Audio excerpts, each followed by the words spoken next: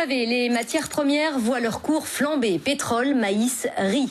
Mais il en est une qui fait exception à la règle, le blé. Son prix baisse depuis plusieurs mois. Logiquement, la baguette aurait dû suivre la même tendance et ça n'est pas le cas. Jérôme Régali, Cyrielle Stadler et Franck Georgel ont tenté de comprendre pourquoi. On l'aime moelleuse ou croustillante, mais on la trouve souvent un peu trop salée. La baguette a vu son prix s'envoler ces dernières années. En 1988, elle était facturée 15 centimes d'euros. 10 ans plus tard, elle atteignait 61 centimes. Et aujourd'hui, on la trouve à 90 centimes en moyenne. Le prix de la baguette à peu près 95 centimes, ce qui fait presque quand même 6 francs de l'époque, ça fait beaucoup. C'est pas de notre sort, nous on paye, voilà.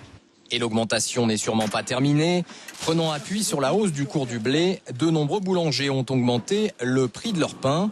En juillet dernier, la tonne de blé se négocie à 170 euros avant de monter à 300 euros en septembre, puis de descendre récemment aux alentours de 240 euros. Cette baisse n'a pas été répercutée sur le prix de la baguette. Les boulangers utilisent en ce moment une farine achetée il y a quelques mois au prix fort. Et de toute façon, ils doivent bien compenser la hausse d'autres matières premières. Tout est une histoire d'équilibre entre les différents postes de la boulangerie.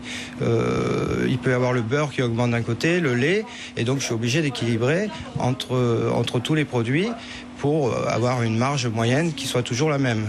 Le consommateur n'a donc pas d'autre choix que de tenter de faire des économies. Ce n'est sans doute pas un hasard si les machines à pain se vendent désormais comme des petits pains. Il s'en est écoulé 1 million d'exemplaires l'an dernier.